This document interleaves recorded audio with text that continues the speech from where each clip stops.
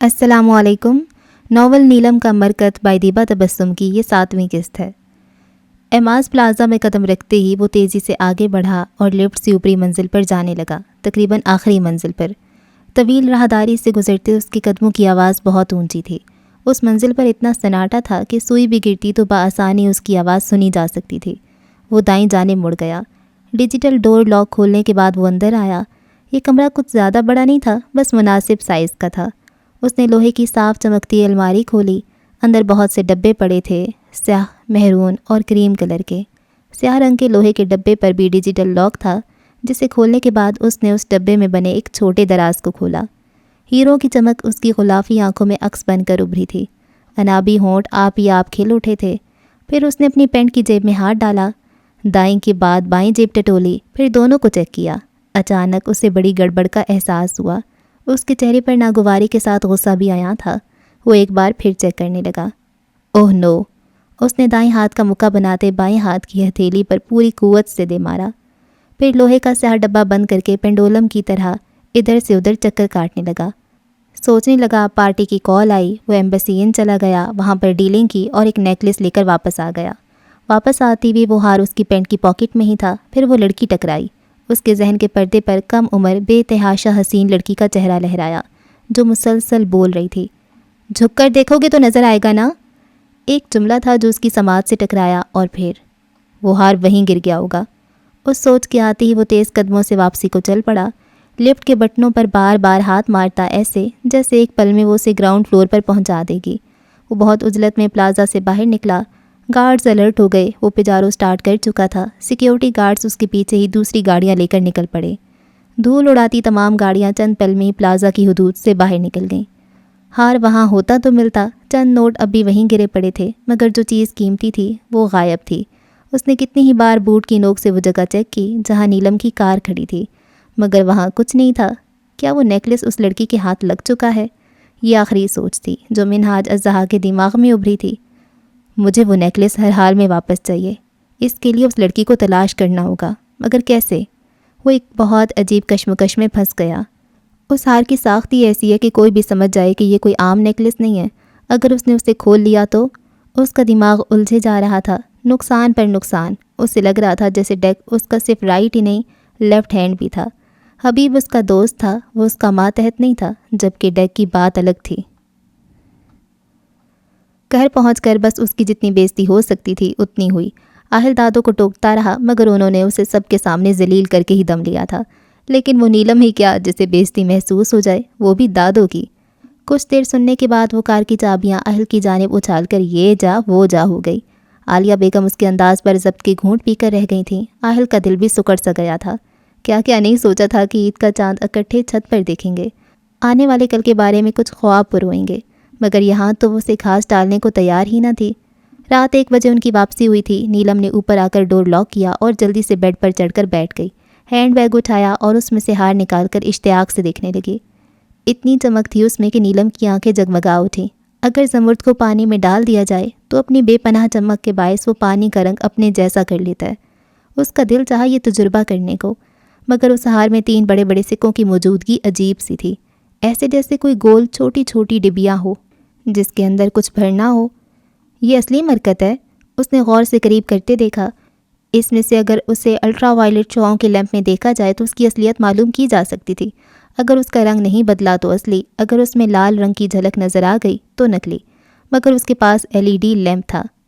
چھوڑو اتنا اصلی نکلی، اتنا میرزادہ تھا، اسے کیا ضرورت نکلی مرکت خریدنے کی؟ اس نے اپنے آپ سے ہی کہتے کھلکھلاتے ہوئے زمرد جوڑے ہار کو اپنی سراہی دار گردن کی زینت بنا لیا۔ رات کوئی 9 بجے کا وقت تھا۔ لوگوں کی چہل پہل جاری تھی۔ بازاروں میں حد درجے نہ سہی مگر کچھ رش تو تھا ہی۔ وہ یمامہ گولڈ مارکیٹ میں کھڑا کوئی بمشکل 18 سال کا لڑکا ہوگا۔ اس کے برابر میں ایک پیاری سی خوش شکل لڑکی کھڑی، چہک چہک کر ہر پہنائے جانے والے بریسلٹ کو انکار کر رہی تھی، مگر مقابل کی کشادہ سفید پیشانی پر ایک بھی لکیر ناگواری کی نہیں پڑی تھی۔ بس کرو سوبی، اور کتنے نخرے کرو گی؟ پوری مارکیٹ چھان لی ہے، مگر مجال ہے جو تمہیں کچھ پسند آیا ہو۔ بلا کی پرکشش شخصیت کا مالک وہ لڑکا ملامتی انداز میں بولا، بھیا مجھے وہی بریسلٹ چاہیے جو آپ نے اس عربی شاعری والی کے لیے خریدا ہے۔ وہ بیگ جھلاتے ہوئے نخریلے انداز میں بولی، میں نے؟ مقابل کو گویا 440 وولٹ کا کرنٹ لگا تھا، برداشت کرنا مشکل تھا، تقریباً چلاتے ہوئے بولا، بالکل آپ نے خریدا ہے، میں نے دیکھا تھا۔ وہ شان بے نیازی سے منہ پھلائے بولی، سوبی پیاری، نو مور بٹرنگ۔ ہاتھ اٹھا کر مزید کہنے سے انکار کیا گیا تھا۔ دونوں ساتھ ساتھ چلتے محو گفتگو تھے جب وہ اس کے آگے آ کھڑا ہوا۔ یہ لو۔ گولڈ کا نفیس سا بریسلیٹ پینٹ کی جیب سے نکالتے اس نے بہت چاہت سے اپنی بہن کی کلائی پر باندھا تھا۔ لو یو سو مچ بھیا۔ وہ اس کے بازو کو اپنی لپیٹ میں لیتے اس کے اوپر سر رکھتے بولی۔ وہ ہولے سے مسکرا دیا تھا۔ ایک بازو اس کی گرفت میں تھا جبکہ دوسرے میں اس نے تمام شاپنگ بیگ سنبھال رکھے تھے۔ یہ سب اس کی صوبیہ کی کل یعنی عید کی شاپنگ تھی۔ وزنی بیگ ایک ہاتھ میں اٹھائے اس کے ہاتھ تھک گئے تھے، مگر وہ چاہ کر بھی اس کا ہاتھ اپنے بازو سے نہ نکال سکا۔ بھیا آپ اس لڑکی سے فرینڈ شپ ختم کر دیں، شی از سو کلیور۔ وہ چلتے چلتے بولی۔ لیو دس ٹاپک۔ لڑکا ہر جذبات سے آری لہجے میں بولا۔ صوبی نے اس کے بازو پہ ٹکایا سر اٹھایا۔ اچھا ہم اس کے لیے بھی کچھ خرید لیتے ہیں۔ وہ رک گئی، اسے بھی رکنا پڑا تھا۔ بازو جو صوبی نے تھام رکھا تھا۔ اس احسان کی وجہ؟ تبسم سا بکھر گیا تھا اس کے انابی ہونٹوں کی تراش میں۔ اس نے گھور کر اپنے سے 1 سال بڑے بھائی کو دیکھا۔ اچھا چلو، وہ اس کے ساتھ ہو لیا۔ دوبارہ مارکیٹ کے اندر چلے آئے۔ اسے میرے بیگ میں مت ڈالیں۔ وہ لوگ ایک نازک سی رنگ لے کر شاپ سے نکلے تھے۔ رنگ خود صوبی نہیں پسند کی تھی۔ اوکے نہیں ڈالتا۔ کم آن سسٹر، تم اتنا جیلس کیوں ہوتی ہو؟ وہ اس کے شانوں کے گرد بازو پھیلاتے پوچھ رہا تھا۔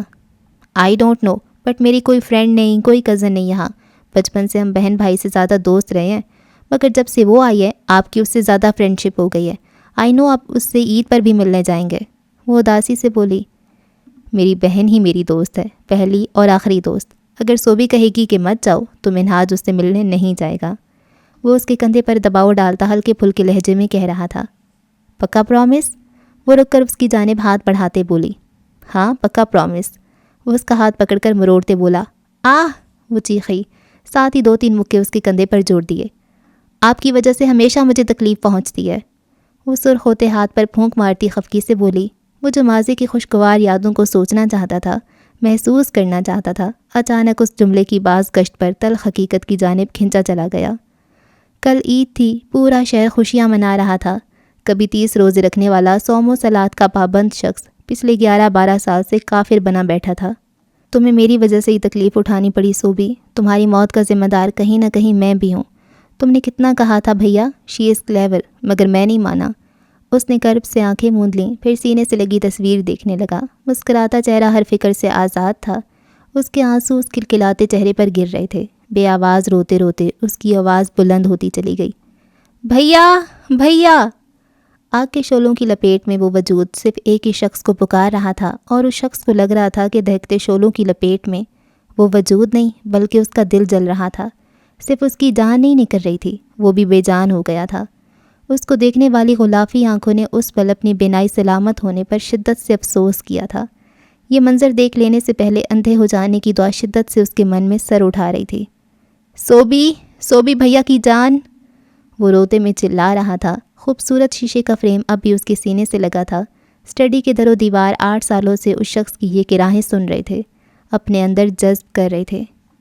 بچھڑ جانے کی اذیت موت جیسی ہے، موت بھی وہ جو روز آتی ہے۔ پستہ رنگ کا گھیردار شفون کا فراک جس کے بارڈر پر گہرے لال رنگ کے بڑے بڑے پھولوں والی بیل بنی تھی، ساتھ اسی رنگ کا چوڑی دار پاجامہ اور پستہ رنگ کا ہی دوپٹہ تھا۔ گاجری رنگ کی لپسٹک لگاتے اس نے آئینے میں ابھرتے اپنے عکس پر ایک تعریفی نظر ڈالی تھی۔ شہد رنگ زلفوں کو کھلا چھوڑ رکھا تھا۔ جیولری کے نام پر صرف ناک میں نوز پن موجود تھی۔ الماری کھول کر اس نے اپنا ہینڈ بیگ نکالا اور اس میں سے وہ نیکلس نکال کر پہننے لگی۔ یہ سٹون ہمارے لیے بہت لکی ثابت ہوگا۔ زمرد کے پتھر پہ ہاتھ مارتے وہ آپ ہی آپ خوش فہمیوں میں مبتلا ہونے لگی۔ گڑیا بابا آ گئے ہیں عید کی نماز پڑھ کر۔ سائقہ کی آواز قریب آنے لگی تھی۔ اس نے جھٹ دوپٹہ دونوں شانوں پر اس طرح پھیلا لیا کہ گردن نظر آنا بند ہو گئی۔ چلو آؤ بابا سے عیدی لیں۔ ماشاءاللہ نظر نہ لگے، اللہ نظر بد سے بچائے۔ سائقہ تیزی سے کمرے میں داخل ہوئی تھی۔ جیسے ہی اس ابصرہ پر نظر پڑی وہ دم بخود ہو کر رہ گئی۔ اچھا چلو، اس کا ہاتھ تھامے وہ سیڑھیاں اترنے لگی۔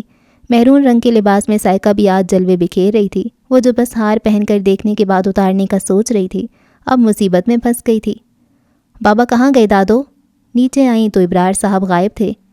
ڈاکٹر صاحب کا بلاوا آیا تھا، کوئی بچہ لے کر ادھر ہی گیا ہے، آ جائے گا۔ تو سوئیاں بھیج دے پڑوس میں کسی بچے کے ہاتھ۔ دادو نے ٹی وی پر عید اسپیشل پروگرام دیکھتے جلدی سے کہا اور پھر اپنے پسندیدہ مشغلے کی جانب متوجہ ہو گئیں۔ سائیکا نے ٹرے میں میٹھے کی پلیٹ رکھی اور اوپر جالی کا سفید بے داغ کپڑا ڈال دیا۔ آپ اسے پکڑاؤ ادھر۔ سائیکا نے ناسمجھی سے اسے دیکھا۔ اوہو دو تو صحیح۔ اس نے آگے بڑھ کر ڈش تھام لی۔ ہم دے کر آتے ہیں۔ وہ جلدی سے بولتی گیٹ عبور کر گئی۔ سائیکا ششدر کھڑی رہ گئی۔ اس نے گیٹ سے باہر نظر دوڑائی مگر وہ بوتل کے جن کی طرح غائب ہو چکی تھی۔ انس تیزی سے ہاتھ چلا رہا تھا۔ نیلے نیلے رنگ کے پیکٹس کو کھول کر وہ آٹے کی خالی تھیلیوں میں بھر رہا تھا۔ ان پیکٹس میں سے چھوٹے چھوٹے ہیروئن کے پیکٹس نکل رہے تھے۔ سیاہ پینٹ شرٹ میں ملبوس وہ رف سے حلیے میں تھا۔ اب عید کی نماز پڑھ کر کپڑے تبدیل کرتے ساتھ اپنے ذمے لگا کام نپٹانے لگا۔ ٹائیگر ابھی تک نہیں آیا تھا۔ وہ عید کی نماز کے بعد جانے کہاں غائب ہو چکا تھا۔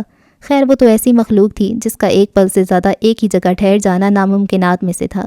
اس نے دروازے تک پہنچتے شانوں پر پھیلا دوپٹہ ایک طرف ڈالا، بالوں کو ایک ہاتھ سے سیٹ کیا، دوسرے میں ڈش تھی، ہونٹوں کو باہم ملا کر لپسٹک ٹھیک کی اور نزاکت سے 2 انگلیاں موڑ کر دروازہ بجایا۔ کھٹکے کی آواز پر اس نے گھبرا کر ادھر ادھر دیکھا۔ ہیروئن کے پیکٹس جا بجا بکھرے تھے۔ محلے میں ان کی کسی سے زیادہ دعا سلام نہیں تھی تو کون آ سکتا تھا؟ وہ سارے پیکٹس کا ایک کونے میں ڈھیر لگا کر جلدی سے تھیلا سائڈ پر رکھتے کھڑا ہو گیا۔ اس کے ہاتھ پھرتی سے چل رہے تھے۔ وہ دروازہ کھولنے کے لیے خود کو ریلیکس کرنے لگا۔ ابھی ہاتھ بڑھایا ہی تھا کنڈی کھولنے کے لیے جب اس کی نظر کچن کاؤنٹر پر پڑی جہاں چند اور ہیروئن کے پیکٹس تھے۔ اوہ مائی گاڈ، یہ کب رکھے میں نے یہاں؟ وہ بڑبڑاتا ہوا کچن کی جانب چل دیا۔ دروازہ اب اور زور سے بجنے لگا۔ جب اسے کچھ سمجھ نہ آئی تو جلدی سے خالی شوگر پاٹ میں وہ پیکٹس ڈال دیے، پھر ہاتھ جھاڑتا لمبے سانس لیتا مکفل دروازہ وا کر دیا۔ آپ؟ چند ثانیوں کو تو وہ دنگ ہی رہ گیا۔ سامنے کھڑی لڑکی کسی اپسرا سے کم نہیں تھی۔ حسن تھا کہ قیامت ڈھا رہا تھا، اوپر سے اس کی تیاری۔ وہ ہم میٹھا لائے تھے، وہ خوشی سے کہتے خود ہی اندر چلی آئی۔ انس کو اس سے اتنی بے وقوفی کی امید نہیں تھی۔ ارے آپ وہاں کیوں کھڑے ہیں؟ چیک کریں نا کیسی بنی ہے اور برتن بھی خالی کر دیں۔ وہ کچن کاؤنٹر پہ ڈش رکھ کر پلٹی تو وہ ابھی تک دروازے میں بت بنا کھڑا تھا۔ جی جی، وہ مروتاً مسکراتا اندر آیا، دروازہ کھلا چھوڑ دیا۔ وہ بے وقوف لڑکی تھی مگر وہ مزید بے وقوفی کا مظاہرہ نہیں کر سکتا تھا۔ ایک بار تو اس کا دل چاہا کہ 2 چماٹ لگا کر کہے کہ میں گھر میں اکیلا ہوں، منہ اٹھا کر اندر چلی آئی ہو۔ یہ لیں۔ اس نے چمچ انس کو تھمایا اور اس کا چہرہ ایسے دیکھنے لگی جیسے ماسٹر شیف چل رہا ہو اور وہ جج ہو۔ بہت اچھی ہیں، وہ پھیکی سوئیاں کھاتے بمشکل بولا۔ اچھی ہیں؟ بالکل پھیکی۔ بھلا چھوٹی عید پر بھی کوئی پھیکی سوئیاں کھاتا ہے؟ مگر ابا کی شوگر کی وجہ سے ہمیں کھانی پڑتی ہیں۔ مگر اس میں آپ کا کیا قصور؟ آپ تو میٹھی سوئیاں کھائیں، ہیپی ہارمونز بڑھائیں۔ اس کی زبان بجلی کی رفتار کا مقابلہ کر رہی تھی، ساتھ ساتھ وہ شوگر پاٹ بھی کھول رہی تھی۔ جیسے جیسے شوگر پاٹ کھلتا جا رہا تھا انس کے چہرے پر پسینے کے قطرے نمودار ہوتے جا رہے تھے۔ شوگر پاٹ میں چینی کی بجائے چھوٹی چھوٹی تیلیوں میں سفید رنگ کا پاؤڈر بند تھا۔ اب پسینے آنے کی باری اس کی تھی۔ اس کے ہاتھ کپ کپائے، پاٹ نیچے گر گیا، جا بجا ہیروئن کے پیکٹس بکھر گئے۔ اسی پل ٹائیگر داخلی دروازے سے اندر آیا۔ سامنے کا منظر ایک پل میں اسے سب سمجھا گیا۔ اس نے دروازہ لاک کیا اور اپنی پینٹ کی پچھلی پاکٹ سے ریوالور نکال کر منہ پر ہاتھ رکھے کپ کپاتی لڑکی کی جانب بڑھا۔ شش، آواز نہ نکلے تمہاری۔ وہ اس کے منہ پر ہاتھ رکھے اسے دیوار سے لگا چکا تھا۔ ریوالور کی نوزل خوف کے مارے لرزتی لڑکی کے ماتھے پر تھی۔ اس کی جھیل سی آنکھوں سے نمکین پانی کی دھاریں بہنے لگیں۔ اسے اس بار پسٹل سے زیادہ خوف مقابل کی اجنبیت بھری نگاہوں سے آ رہا تھا، بالکل بیگانہ نگاہیں۔ اتنی اجنبیت تھی ان میں کہ نیلم کا دل کٹ کر رہ گیا۔ ٹائیگر، انس آگے بڑھا۔ ٹائیگر نے کار تار نظروں سے اسے دیکھا، پھر نیلم کو کھینچتے ہوئے اسے کمرے میں لے آیا جہاں ایسی نشاور اشیاء بکھری پڑی تھیں۔ نیلم ہلکی ہلکی سسکیوں سے رو رہی تھی۔ ٹائیگر لال بھبو کا چہرہ لیے کمرے کے ایک کونے سے دوسرے کونے میں چکر لگا رہا تھا، جبکہ انس شرمندہ شرمندہ ایک طرف کھڑا تھا۔ اس مسئلے کا ایک ہی حل ہے، مار دوں اسے، ٹائیگر اچانک رکتے ہوئے صفاقی سے بولا۔ نیلم ڈر کے مارے کچھ پیچھے کو کھسک گئی۔ اس کی آنکھوں سے جھرنا بہہ رہا تھا۔ تمام حسیات جیسے سو گئی تھیں۔ وہ چیخنا چلانا چاہتی تھی مگر بے سدھ۔ چڑیا سا دل کپ کپائے جا رہا تھا، آواز نکلنے سے انکاری تھی۔ ٹائیگر نے انس کو اشارہ کیا جو ابھی تک اس کی بات سن کر سکتے میں تھا۔ گو، ٹائیگر نے غصیلے لہجے میں کہا۔ نہیں، ہم۔ نیلم پیچھے کھسکتی دیوار سے لگ چکی تھی۔ ٹائیگر وہیں کھڑا تھا بے تاثر چہرے کے ساتھ۔ انس اندر داخل ہوا، ایک رومال اس کی جانب بڑھایا۔ بابا! وہ اپنے پورے زور سے چیخی تھی مگر آواز اتنی بھی بلند نہ تھی کہ سامنے والے مکان تک جاتی۔ اس سے قبل کہ اس کی آواز بلند ہوتی وہ آگے بڑھا اور رومال اس کے منہ اور ہونٹوں پر پوری قوت سے دبا دیا۔ چند پل کے لیے وہ پھڑپھڑائی تھی، پھر جھول کر زمین بوس ہو گئی۔ گلے میں موجود نیکلس میں لگے وہ زمرد کے پتھر اب بھی چمک رہے تھے۔ ٹائیگر نے ایک بڑے کتھئی رنگ کے تھیلے میں اسے ڈال کر اوپر سے منہ بند کر دیا، پھر کال ملائی اور 10 منٹ بعد اس بورے کو اپنے کندھوں پر اٹھاتا باہر نکل گیا۔ جہاں ایک وین اس کی منتظر کھڑی تھی، اپنے کندھے کا بوجھ ہلکا کر کے وہ آگے وین ڈرائیور کے ساتھ بیٹھ گیا۔ وین زناٹے سے اس محلے سے نکلی تھی۔ ابھی تک آئی نہیں نیلم؟ ابرار صاحب نے دوسری بار پوچھا تھا۔ نہیں بابا، ابھی تک نہیں آئی۔ عید ہے، کیا بتا آنٹی نے روک لیا ہو؟ سائقہ بہانے تلاش کرتی بولی۔ اب کیا بتاتی کہ نیلم ساتھ والوں کے گھر گئی ہے، جہاں صرف 2 لڑکے رہتے ہیں۔ اگر بتا دیتی تو دونوں کی شامت آ جانی تھی دادوں کے ہاتھوں۔ اوپر سے عید کا دن بھی خراب جاتا، اندر ہی اندر وہ پریشان ہو رہی تھی۔ 25 منٹ ہو چکے تھے۔ ہاں ہم گھر پر ہی ہیں، آپ لوگوں کا انتظار ہو رہا ہے۔ جی اچھا۔ ابرار صاحب سیل فون کان کو لگائے کچن کی طرف آئے، جہاں سائقہ کاؤنٹر سے ٹیک لگائے کچھ پریشان سی کھڑی تھی۔ سائقہ بیٹا، تمہاری تائی لوگ آ رہے ہیں، دوپہر کے کھانے کا انتظام کر لو۔ اور یہ نیلم کہاں ہے؟ ابھی تک نہیں آئی؟ موبائل جیب میں ڈال دیا۔ بس آتی ہی ہوگی۔ سائقہ نے کس دل سے یہ جملہ کہا تھا وہی جانتی تھی۔ وہ بے دلی سے دوپہر کی دعوت کا سامان کاؤنٹر پر اکٹھا کر رہی تھی جب اسے باہر کچھ شور کی آوازیں آنے لگیں۔ عید مبارک، دعا سلام۔ وہ کچن سے نکل آئی۔ السلام علیکم تائی امی۔ وہ ان سے پیار لیتی ایمن اور عیشا سے گلے ملی۔ آہل اور ریان بھائی نہیں آئے؟ اس نے تایا ابو سے پوچھا۔ ہمیں چھوڑ کر کسی دوست کی طرف گئے ہیں، آ جائیں گے گھنٹے تک۔ سب باتوں میں ڈرائنگ روم میں داخل ہو چکے تھے۔ نیلم کہاں ہے سائقہ آپی؟ عیشا نے ابرار صاحب کے لیے کرسی رکھتی سائقہ سے پوچھا۔ نیلم کو بلواؤ کسی بچے کو بھیج کر، دادوں نے حکم نامہ جاری کیا۔ جی۔ وہ باہر نکل آئی، پھر گلی میں کھیلتے بچوں میں سے 1-2 کو آواز دی اور ساتھ والوں کے گھر سے نیلم کو بلانے کا کہا۔ باجی ساتھ والے گھر کو تو تالا لگا ہے، بچہ کہہ کر بھاگ گیا، مگر اس کے گویا ہاتھ پیر پھول گئے، آسمان اس کے سر پہ آ گرا تھا۔ بابا بابا! وہ بھاگ کر ڈرائنگ روم داخل ہوئی۔ کیا ہوا ہے؟ سائقہ کی نم آنکھیں اور گھبرایا چہرہ سب کو تشویش میں مبتلا کر گیا تھا۔ بابا نیلم کرایہ داروں کے گھر گئی تھی میٹھا دینے، مگر ابھی تک نہیں آئی اور ساتھ والوں کے گھر تالا لگا ہے، وہ ڈرتی ہوئی بتا رہی تھی۔ کیا پتہ کسی اور کے گھر چلی گئی ہو عید ملنے، کسی سہیلی کے گھر؟ ابرار صاحب تحمل سے بولے، ورنہ غصہ تو بہت آیا تھا انہیں۔ بابا اس کی محلے میں کہاں کسی سے اتنی بنتی ہے۔ سائقہ کی بات پر وہ متفق تھے۔ دادو اور باقی سب بھی پریشان کھڑے تھے۔ مصروفیت کے اس دور میں عید کا یہ دن کسی نعمت سے کم نہیں، ریان مسکراتے ہوئے بولا۔ بالکل درست فرمایا بڑے بھائی۔ وہ ہنستے ہوئے کار کی سپیڈ بڑھا گیا تھا۔ روڈ خالی تھا، اس لیے اچانک آگے پڑی بھاری بھاری اینٹوں سے راستہ بلاک کیا ہوا تھا۔ کار آگے جانے سے انکاری ہو گئی تھی۔ میں دیکھتا ہوں۔ آہل ڈرائیونگ سیٹ چھوڑ کر باہر نکلا۔ ابھی وہ جھکا ہی تھا اینٹ اٹھانے کو کہ کسی نے پیچھے سے اسے دبوچتے منہ پر کلوروفارم سے بھیگا رومال رکھ دیا۔ وہ بے ہوش ہو کر گر پڑا تھا۔ ریان فوراً باہر نکلا تھا۔ اس نقاب پوش کو دھکا دے کر آہل کو اٹھانا چاہا، جب 2-3 اور نقاب پوش جانے کہاں سے نازل ہوئے تھے۔ لاتوں گھونسوں کی برسات کر کے اسے زخمی کر دیا۔ 2 نے مل کر آہل کو وین میں ڈالا اور اپنے ساتھیوں کو اشارہ کرتے چلتے بنے۔ ریان زخموں کی تاب نہ لاتے ہوئے چیخ رہا تھا، گرا رہا تھا۔ آہل آہل! وہ چاہ کر بھی نہیں اٹھ پا رہا تھا۔ گھٹنوں پر بڑی بری طرح سے ضربیں آئی تھیں۔ بابا آہل کو کسی نے اغوا کر لیا ہے، مجھے بہت بری طرح پیٹا ہے ان لوگوں نے، میں ہاسپٹل میں ہوں، ریان پریشانی سے نم آواز میں بتا رہا تھا۔ کیا بکواس کرے ہو ریان؟ انہیں لگا کسی نے ان کی جان نکال لی ہو۔ بابا وہ 4-5 تھے، میں آہل کو نہیں بچا سکا، وہ میرے سامنے میرے بھائی کو اٹھا کر لے گئے اور میں کچھ نہیں کر سکا۔ وہ رونے لگا۔ کس ہاسپٹل میں ہوں؟ شکست خوردہ لہجہ تھا ان کا۔ ریان نے ہاسپٹل کا ایڈریس بتایا۔ دوسری جانب جلدی پہنچنے کا کہہ کر رابطہ منقطع کر دیا گیا۔ نیلم گئی تو گئی کہاں؟ 3 گھنٹے ہو گئے ہیں، محلے میں بھی پتہ کر چکے ہیں، کہیں نہیں ہے۔ ابرار صاحب ٹوٹے ہوئے لہجے میں بولتے صوفے پر گرنے کے انداز میں بیٹھے تھے، چشمہ اتار کر ہاتھ میں تھام لیا۔ آہل کو کسی نے اغوا کر لیا اور ریان کو بھی مارا پیٹا ہے۔ اسرار صاحب نے بھی ایک بم پھوڑا تھا۔ کیا کہہ رہے ہیں آپ؟ آہل کی کسی سے کیا دشمنی؟ میرا بچہ ابھی تو ٹھیک بھی نہیں ہوا تھا۔ عالیہ بیگم زاروں قطار رونے لگیں۔ امی سنبھالیں خود کو۔ ایمن روتی ہوئی آگے بڑھی۔ سائقہ عیشا سب رو رہے تھے۔ دادو! سائقہ کے حلق سے چیخ نما آواز نکلی تھی۔ دادو بیٹھی بیٹھی ایک ہی جانب کو لڑک گئی تھیں۔ اماں! دونوں بھائی دوڑ کر ماں کی جانب لپکے تھے۔ اب کیا کرنا ہے؟ انس نے متفکر لہجے میں پوچھا۔ ٹائیگر نے ایک نظر سامنے پڑی نیلم پر ڈالی، جس کے پورے وجود پر دوپٹہ پھیلا رکھا تھا۔ دن کی روشنی میں بھی اس چھوٹے سے سٹور نما کمرے میں اندھیرا تھا۔ دیواروں پر جانے کیا اعلیٰ بلا لکھی ہوئی تھی، اسپرے سے مختلف نقش و نگار بنا رکھے تھے۔ سیمنٹ کا فرش تھا۔ اب ہاتھ پر ہاتھ دھرے تو بیٹھ نہیں سکتے، واپس تو جانا ہوگا، ٹائیگر نے تلخی سے جواب دیا۔ اگر محلے والوں کو ہم پر شک ہو گیا، گھر کی تلاشی لے لی تو؟ انس کے لہجے میں خدشات بول رہے تھے۔ تلاشی لینے تو پولیس ہی آئے گی، کیا پتہ انہوں نے بدنامی کے ڈر سے FIR نہ کٹوائی ہو، کیونکہ ضابطہ فوجداری کی دفعہ 154 کے تحت قابل دست جرم کی FIR درج کروائی جا سکتی ہے، اور قابل دست جرم میں اغوا بھی شامل ہے، مگر کسی کو نہیں پتہ کہ یہ لڑکی اغوا ہوئی ہے، اور ابھی تو صرف 3 گھنٹے گزرے ہیں، پولیس 24 گھنٹے سے پہلے ایکشن نہیں لے گی۔ ٹائیگر نے اندازہ لگایا، لیکن اس کے گھر والوں کو تو پتہ تھا نا کہ وہ ہمارے گھر آئی تھی۔ انس نے سوال اٹھایا۔ اور کسی کو کیا پتہ ہم اس وقت گھر پر تھے کہ نہیں، پچھلی گلی سے نکلے تھے ہم، کسی نے نہیں دیکھا ہوگا۔ تم صاف مکر جانا اور کہہ دینا کہ تم تو عید کی نماز کے بعد اپنے دوست کی طرف گئے تھے، اب آئے ہو۔ وہ پلاننگ کرنے لگا۔ تو تم نہیں آ رہے؟ نہیں، صرف تم جاؤ اور سنبھالو سب، بگاڑا بھی تم نے ہے، اور ہاں، مال جلد از جلد وہاں سے نکالنے کی کوشش کرو۔ ٹائیگر کچھ تپے ہوئے انداز میں بولا تھا۔ ویلکم بیک ASP آہل اسرار۔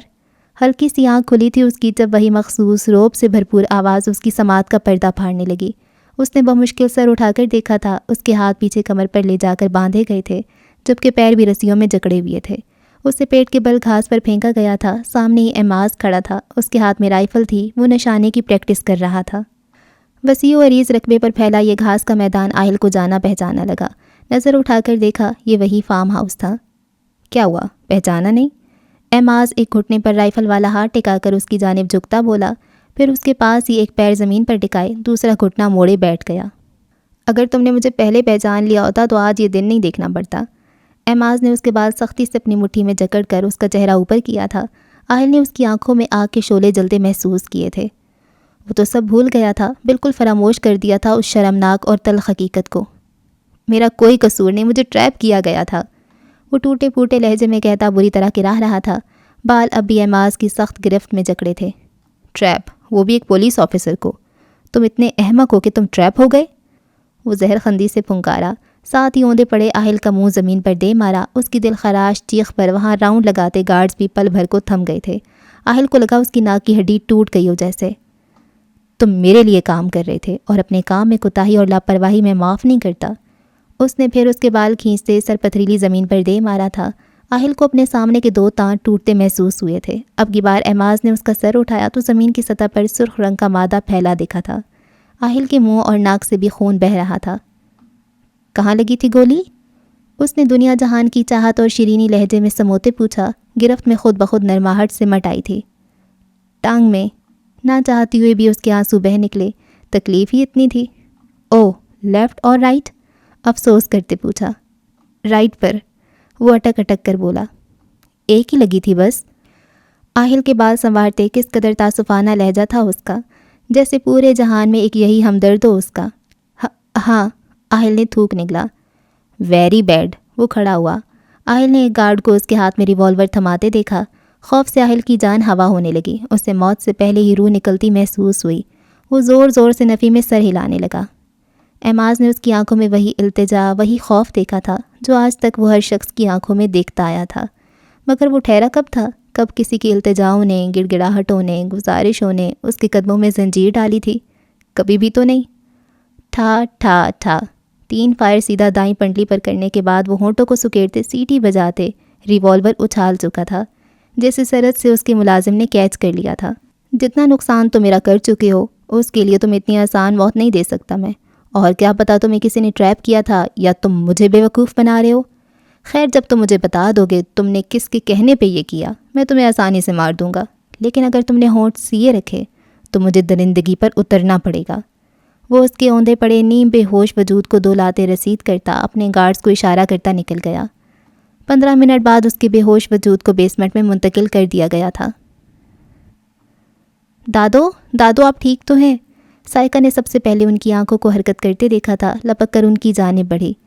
اماں آپ نے تو جان نکال دی تھی ہماری۔ اسرار اور ابرار صاحب دونوں ان کے دائیں بائیں آ بیٹھے تو سائقہ کھڑی ہو گئی۔ ابرار صاحب کے ڈاکٹر دوست ہی ان کو ٹریٹمنٹ دے کر گئے تھے۔ نیلم، آہل، وہ بس اتنا ہی بول سکیں۔ ابرار صاحب نے ان کا گرم ہاتھ اپنی گرفت میں لیتے محبت سے دیکھتے کہا، اماں آپ کی طبیعت ٹھیک نہیں ہے، ٹینشن مت لیں۔ ان کے بال سنوارے تھے۔ میں کہتی تھی بیاد ہے اسے، اسی دن کا خوف تھا، جانے کن ہاتھوں میں پڑ گئی ہوگی، میرا دل بند ہوئے جا رہے ابرار۔ وہ رو پڑی تھیں۔ ان کی بات پر سائقہ کا دل بھی پھٹ پڑا تھا، اب کمرے میں اس کی سسکیاں گونج رہی تھیں۔ اماں، اللہ سب بہتر کرے گا، عزت اور ذلت اسی کے ہاتھ میں ہے، آپ ہمت کریں، دعا کریں، سب ٹھیک ہو جائے گا۔ اب کی بار اسرار صاحب نے دلاسا دیا تھا۔ اہل کا کچھ پتہ چلا؟ انہیں دوسری فکر لاحق ہو گئی۔ FIR درج کروائے ہیں تھانے میں، SP صاحب کو بھی اطلاع ہو گئی ہے، وہ لوگ اسے جلد تلاش کرنے کی کوشش کریں گے۔ یہ عام کیس نہیں ہے، یہ بھی ہو سکتا ہے کہ ASP اہل کو پولیس محکمے کے دشمنوں نے اغوا کیا ہو سکتا ہے وہ پولیس سے کوئی ڈیمانڈ کرے۔ ابھی تک کیس کا صحیح علم نہیں ہو سکا۔ ان کی تفصیل پر وہ افسردہ ہوتی نم آنکھوں کی گوشے صاف کرنے لگیں۔ دونوں خاندان پریشان کھڑے تھے۔ قسمت نے کیا عجب ستم ڈھایا تھا، وہ جو خاندان بھر کو ان کے نکاح کی خوشخبری دینے کا سوچ رہے تھے، اب ان کی گمشدگی پر اشک بہا رہے تھے۔ جانے والے نے یہ بھی نہ سوچا محسن، جو انہیں دیکھ کر جیتے ہیں وہ کدھر جائیں گے۔ گلاب کی پنکھڑی کے مانند لب ہلکے سے واہ ہوئے تھے، سسکی سی آزاد ہوئی تھی ان سے۔ گلابی آرزوں پر سایہ فگن دراز خمدار پلکوں میں لرزش سی پیدا ہوئی تھی۔ سجدے کی حالت سے رکوع میں آتے ان پلکوں نے چند ساتیں طے کی تھیں۔ ہلکے سبز رنگ کی گہری جھیل سی آنکھیں جب آس پاس کے منظر سے روشناس ہوئیں تو ان میں خوف درایا تھا۔ سامنے بیٹھے دلکش نقوش کے حامل شخص نے اس کی ایک ایک حرکت بڑی دلچسپی سے نوٹ کی تھی۔ وہ کرسی کو موڑ کر اس کی پشت سے پیٹ لگائے اور کوہنیاں بیگ کے سرے پہ ٹکائے، ٹانگیں دونوں طرف سے نکال کر بیٹھا تھا۔ اس کے ایک ہاتھ میں سیاہ رنگ کا ریوالور تھا۔ بڑی نازک مزاج ہے آپ، اتنا وقت لگایا ہوش میں آنے میں۔ دل نشین لہجہ تھا، نظریں اب بھی سامنے پڑے ساکت وجود پر گڑی تھیں۔ آپ ہمیں مارے مت، وہ روتے ہوئے کسی بچے کی طرح بولی تھی۔ ہاں، اپنی جگہ سے وہ 1 انچ تک نہ ہلی تھی۔ اوہ سوری یار، مارنا تو پڑے گا تمہیں، آخر کو تم میرے راز سے آشنا ہو چکی ہو۔ وہ ریوالور کو گھماتے ہوئے بولا۔ ہم سوری کرتے ہیں، ہم کبھی آپ کے گھر نہیں آئیں گے، کسی کو کچھ نہیں بتائیں گے۔ وہ دیوار سے تھوڑا آگے کو سیدھی ہو کر بیٹھ گئی، ہاتھ کی پشت سے گلابی گال رگڑتے وہ معصومیت کی انتہا کر رہی تھی۔ ہیروئن کی فروخت دن بدن آپ کی یونیورسٹی میں بڑھتی جا رہی ہے۔ اب جب کہ آپ یہ سب جان گئی ہیں تو ہو سکتا ہے کہ میرا بزنس جلد ڈوب جائے، اور آپ کو پتہ ہے میں نقصان افورڈ نہیں کر سکتا۔ اس کے لہجے میں جانے کیا تھا کہ نیلم نے اپنے دل کے وال بند ہوتے محسوس کیے۔ پھر اچانک ہی اسے غصہ آیا تھا، ان جیسے اسمگلرز کی بنا پر ہی تو آج یہ ملک پستی کی طرف بڑھ رہا تھا۔ آپ اسمگلر ہو، ینگسٹرز کو نشہ بیچتے ہو، آپ کو شرم نہیں آتی یہ کام کرتے ہوئے؟ اپنی جانب سے تو اس نے ملامت کرتے کہا تھا، مگر مقابل بہت ہی ڈھیٹ واقعہ ہوا تھا۔ اس کے پھولے پھولے گلابی گالوں کو دیکھتے وہ کس قدر محظوظ ہوتے مسکرایا تھا، پھر کرسی سے اٹھا اور کہکا لگاتے اس کی جانب بڑھنے لگا۔ اسمگلر، ہا ہا ہا، میں مرڈر بھی ہوں، اور افسوس سے کہنا پڑ رہا ہے کہ اب جو میں 10واں قتل کروں گا وہ ایک قاتل حسینہ ہوگی۔ اس کے پاس بیٹھتے وہ مذاق اڑاتے کہہ رہا تھا۔ نیلم کا دل خون خون ہو گیا۔ پہلی بار وہ خود پاس آیا تھا، مگر کتنا اجنبی اور بیگانہ محسوس ہو رہا تھا۔ اسے لگا موم بتی کے کنارے کسی ورق کی طرح کوئی اس کا دل لیے کھڑا ہے اور اس دل کا کنارہ شعلوں کے سپرد کر دیا ہے۔ اس کی دہکتی گرم تپش سے اس کا دل پگھل کر پانی ہوئے جا رہا تھا۔ ہم کسی کو کچھ نہیں بتائیں گے، پرومس، ہمیں جانے دیں، وہ تڑپ کر فریاد کرتی معصومیت کے تمام ریکارڈ توڑ رہی تھی۔ کئی بار تم ایسی بات کر جاتی ہو کہ مجھے سوچنا پڑتا ہے، تم ضرورت سے زیادہ معصوم ہو یا حد سے زیادہ بے وقوف۔ وہ بغور اس کے بھیگے نین تکتے ہوئے بولا۔ ہم بے وقوف ہی تو ہیں جو، اس کی بات مکمل ہونے سے پہلے ہی ٹائیگر نے اچک لی۔ جو تم سے محبت کر بیٹھے ہیں نا؟ کتنا تذلیل آمیز لہجہ تھا اس کا، نیلم کے اندر تک زہر ہی زہر سرایت کر گیا۔ ہمیں نفرت ہو رہی ہے تمہارے اس دوغلے چہرے سے۔ اب کی بار اس نے آپ کہنے کا تکلف نہیں کیا تھا۔ اور میں تو جیسے تمہاری محبت میں مرے جا رہا ہوں، اس نے زہر خندی سے کہا۔ نیلم نے شکایتی نظروں سے اسے دیکھا۔ ایسے دیکھو گی تو میرا مارنے کو دل نہیں چاہے گا، اور خوف بھی ہے کہیں یہ نین کٹورے مجھے ہی نہ قتل کر دیں۔ صاف جڑانے والا انداز تھا۔ تم تو تب بھی ان سے قتل نہیں ہوئے تھے جب یہ تمہارے ٹھکرانے پر اشک بہاتے تم سے فریاد گناہ تھے، اب کیا خاک قتل ہوگے؟ جانے کیوں دل مان ہی نہیں رہا تھا اس کے اس دوغلے چہرے کو۔ بند کرو اپنی یہ محبت کی عدالت اور اٹھو، وہ بیزاری سے بولتا کھڑا ہوا۔ سٹینڈ اپ، اسے شاکڈ بیٹھا دیکھ کر وہ دھاڑا۔ آڈیٹوریم کا منظر تیزی سے نیلم کی آنکھوں میں سمایا تھا۔ سٹینڈ اپ، تھاڑتی آواز۔ گو، حکم دیتا بھاری لہجہ۔ کتنی بے وقوف تھی وہ کیسے اس آواز میں تمیز نہیں کر پائی؟ اس کو اپنا دماغ چکراتا ہوا محسوس ہوا، تیزی سے کھڑی ہوئی، مقابل کی آنکھیں دیکھیں، مگر نہیں، وہ ایسا تو نہیں دکھتا تھا۔ بھورے شانوں تک آتے بال، گھنی مونچھیں، پتلی ناک، گھنی پلکیں، اور مقابل کی صاف چمکتی سنہری گندمی رنگت، مغرور کھڑی ناک، بھرے بھرے کٹاؤ والے ہونٹ، کلین شیپڈ، سیاہ فوجی کٹ سٹائل کے سلکی بال۔ آخری بار دیدار یار کر لو، وہ اس کے گھورنے پر پینٹ کی ایک پاکٹ میں ہاتھ ڈالتا ٹیڑھا سا کھڑا ہو گیا۔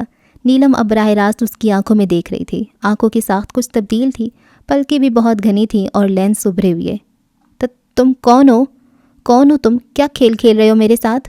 وہ ایڑیوں کے بل اونچی ہوتی اس کا کالر دبو چکی تھی۔ تم وہی ہو، انٹری ٹیسٹ والے قاتل ہو تم؟ کیوں کر رہے ہو یہ سب؟ کیوں بہروپیے بنے گھوم رہے ہو؟ کیوں دھوکہ دے رہے ہو؟ ہم نے کیا بگاڑا ہے تمہارا؟ وہ تقریباً چلا رہی تھی۔ دماغ خراب ہو گیا تمہارا؟ کون بہروپیہ؟ وہ اس کا ہاتھ بے دردی سے جھٹکتے ہوئے بولا۔ وہ لڑکھڑا کر چند قدم پیچھے ہوئی تھی۔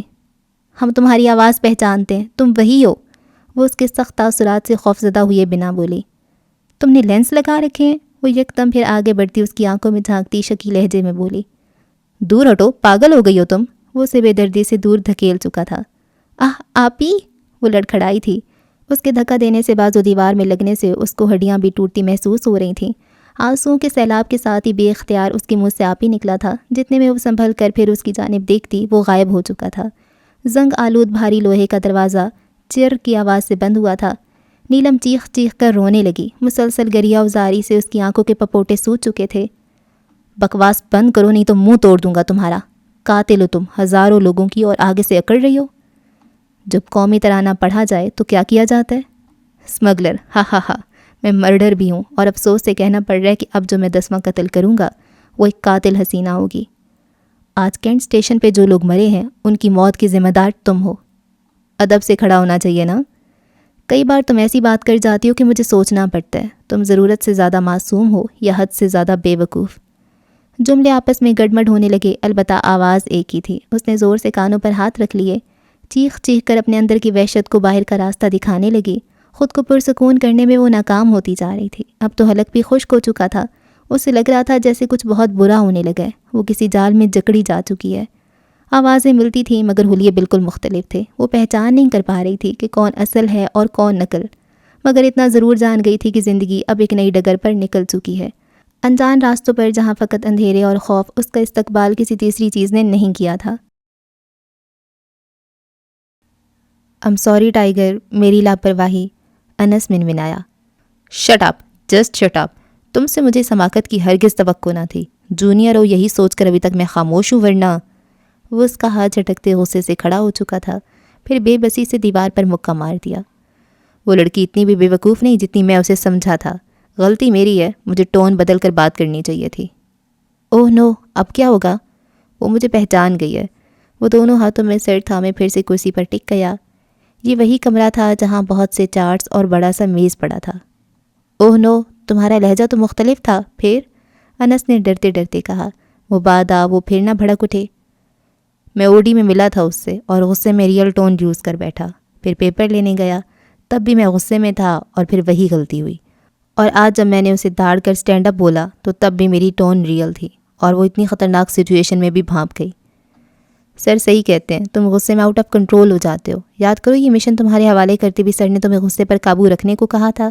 تمہارا منہاج سے نفرت کا جو پرسنل ریزن ہے اسے کچھ وقت کے لیے فراموش کر دو۔ آج تم ہمیشہ سرخرو ہوئے، ہر مشن میں فاتح ٹھہرے ہو، اس بار کیوں یہ حماقتیں کر رہے ہو؟ تمہیں تو اپنے لہجے، آواز، روپ، تاثرات، ہر چیز پر کنٹرول ہوتا تھا، اب کیا ہوتا جا رہا ہے؟ انس پریشان ہوتا پوچھ رہا تھا۔ پچھلے 3 سالوں سے وہ ہر مشن پر اس کے ساتھ تھا، وہ سویلین تھا، اس کی ٹریننگ اچھی تھی، مگر جانے کیوں وہ نیلم کو دیکھ کر بدحواس ہو گیا تھا۔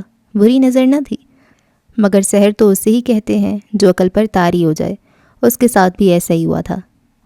پاگل ہوتا جا رہا ہوں میں، میرا بس نہیں چل رہا انس کہ میں اس قاتل کا، اس کافر کا، فرعون کا گلا دبا دوں، جان سے مار دوں اسے۔ زندہ دندناتے دیکھ کر میں مرنے لگتا ہوں، جان جاتی ہے میری، روح نکلنے لگتی ہے، مجھے اپنے جسم میں شرارے بھرے محسوس ہوتے ہیں، میں اس کے خون کا پیاسا ہوتا جا رہا ہوں، میرا صبر، میرا ضبط جاتا جا رہا ہے، میں کچھ کر بیٹھوں گا۔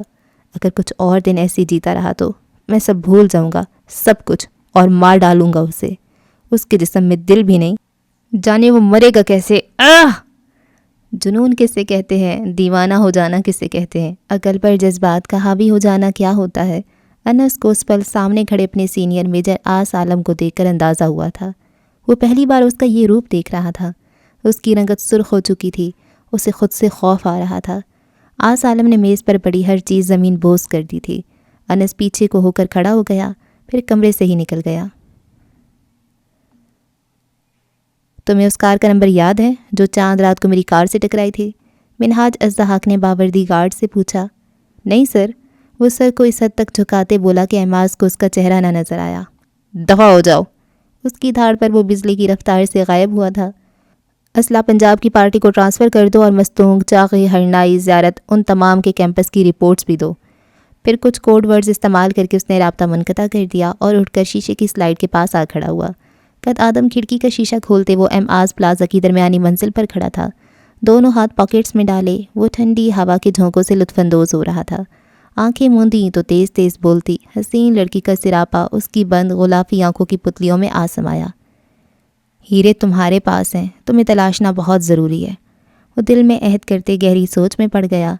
آج کی صبح اس کے لیے ایک نیا راستہ لائی تھی، ایک نیا مقصد۔ وہ اس لڑکی کو تلاش کرنے کے بارے میں سنجیدگی سے سوچنے لگا۔ آخر کو وہ اپنا نقصان کرنے والوں کو بخشتا تھوڑی تھا۔ انس نے دروازہ کھولا تو کریم کلر کی چادر لیے خود کو مکمل ڈھانپے ایک نوجوان اندر داخل ہوا۔ شکر تم جلد آ گئے، ایجنٹ شعیب نے رپورٹ دینی ہے 15 منٹ میں۔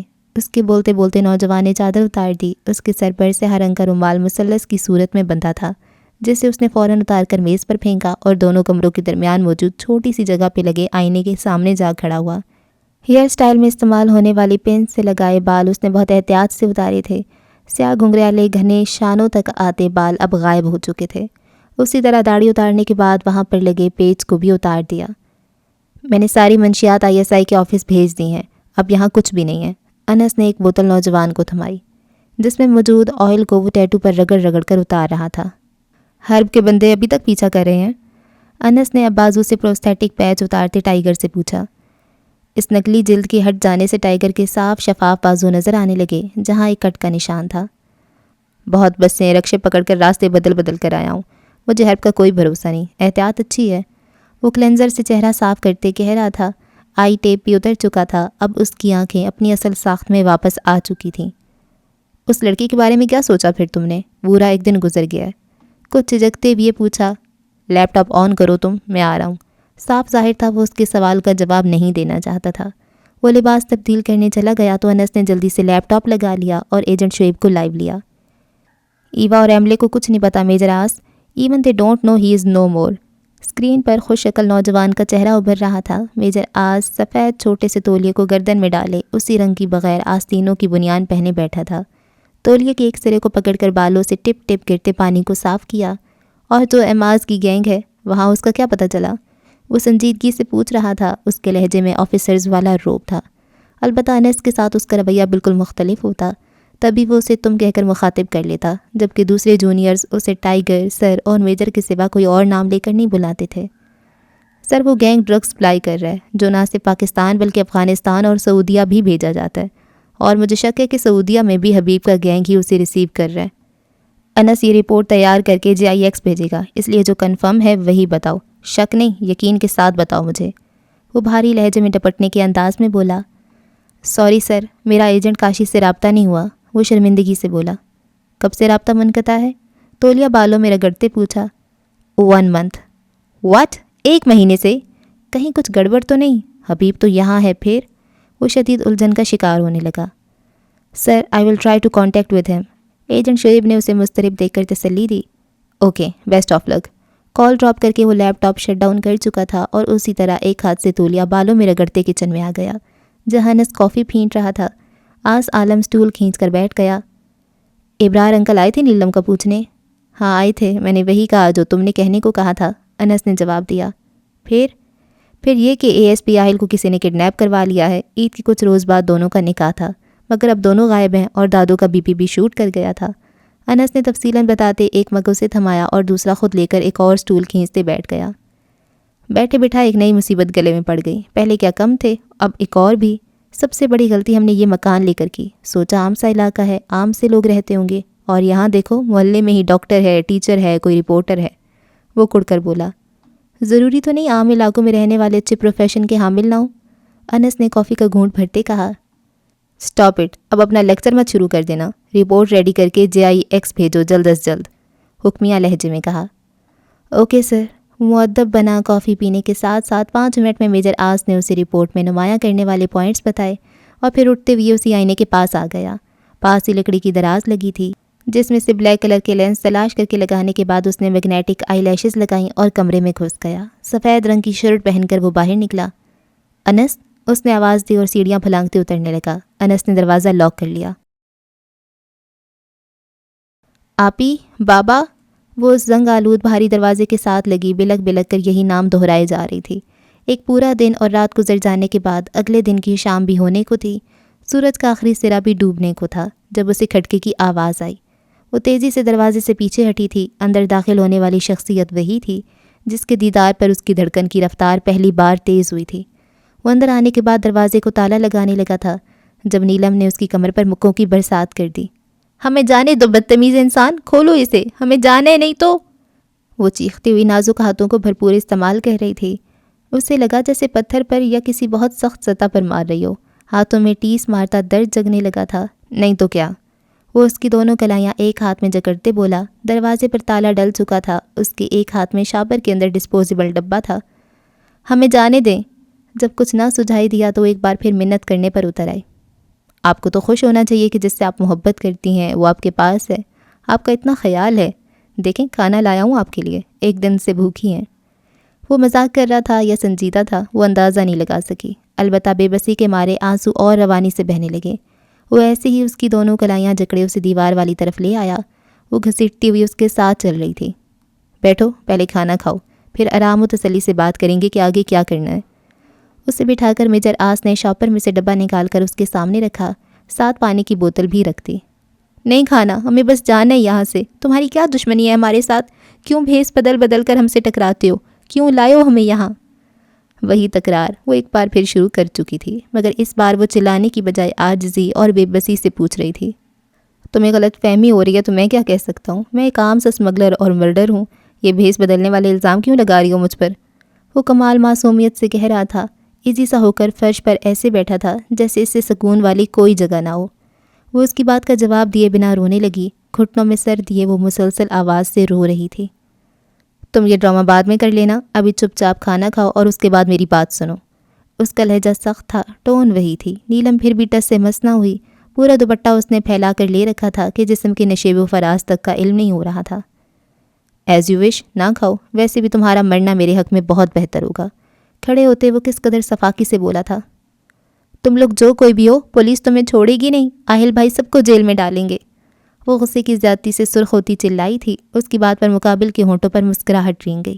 پھر نیلم نے اس کا کہکا گونجتے سنا تھا، اچھا، لیکن اس کے لیے تو تمہارے آہل بھائی کا زندہ ہونا ضروری ہے نا؟ بائی دا وے، جس سے نکاح ہونے والا ہو اسے بھائی نہیں کہتے۔ نیلم کو اس کی پہلی بات پر کرنٹ لگا تھا۔ کیا کیا تم نے آہل کے ساتھ؟ بولو۔ وہ بھڑک کر اٹھی تھی۔ وہی جو میں کچھ دنوں میں تمہارے ساتھ کرنے والا ہوں، وہ اطمینان سے بولا۔ کیا کیا تم نے آہل بھائی کے ساتھ؟ ہم کچھ پوچھ رہے ہیں تم سے۔ وہ چیخے جا رہی تھی، مگر اس نے ایک نظر نیلم پر ڈالی اور واپسی کو قدم اٹھا لیے۔ ہم کچھ پوچھ رہے ہیں تم سے۔ اسے ہونٹ بھینچے دروازے کا لاک کھولتے دیکھ کر وہ اسے بازو سے پکڑ کر کھینچتے بولی، کھانا کھا لینا۔ وہ بے دردی سے اسے دور دھکیل چکا تھا اور پھر تیزی سے نکل گیا۔ تالا پڑنے کی آواز پر نیلم گرتی پڑتی پھر دروازے پر آئی اور زور زور سے پیٹنا شروع کر دیا۔ کھولو، ہمیں آزاد کرو، کھولو۔ ایگل، تم آج کل بہت مصروف رہنے لگے ہو، حرب نے ایگل کو سگریٹ سلگاتے دیکھ کر طنزیہ لہجے میں کہا۔ ہاں، یہ یونیورسٹی کا بچہ لوگ کو ہینڈل کرنا بڑا کام ہے، بس اسی میں بزی ہے۔ وہ اس کے طنز کا نوٹس لیے بنا بولا۔ کون سی یونیورسٹی جاتے ہو تم جو اتنا وقت لگتا ہے؟ سابقہ لہجے میں ہی پوچھا گیا۔ تمہارے چھوڑے گئے مخبر اطلاع نہیں دیتے کیا تمہیں؟ گہرا کش لیتے اس نے دھواں حرب کے منہ پر چھوڑ دیا۔ حرب کا چہرہ پل بھر میں سفید پڑ چکا تھا۔ ہاں ہاں ہاں، تمہارا چہرہ اتنا سفید کیوں ہو رہا ہے؟ ایگل عجیب انداز میں ہنستا سیدھا ہو کر آگے کو جھکتا گھٹنوں پر کوہنیاں ٹکا گیا، پھر سگریٹ ایش ٹرے میں جھاڑ کر پھر سے کش لیا اور سامنے بیٹھے حرب کو دیکھنے لگا۔ تمہیں کیا لگتا ہے ہم کیا کرتے ہیں؟ آج تم کھل کر بتا دے ہم کو۔ اس کی بے تاثر نگاہوں میں پل بھر کو چیلنج ابھرا تھا۔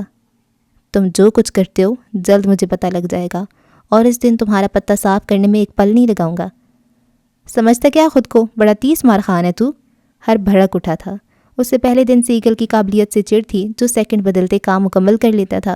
آنے والا ہر کسٹمر بھی اسے ہی طلب کرتا، ہر ڈیل اس کے ساتھ ہوتی، یہاں تک کہ حماس بھی ہر ڈیلیوری بآسانی اس کے حوالے کر کے پرسکون ہو جاتا۔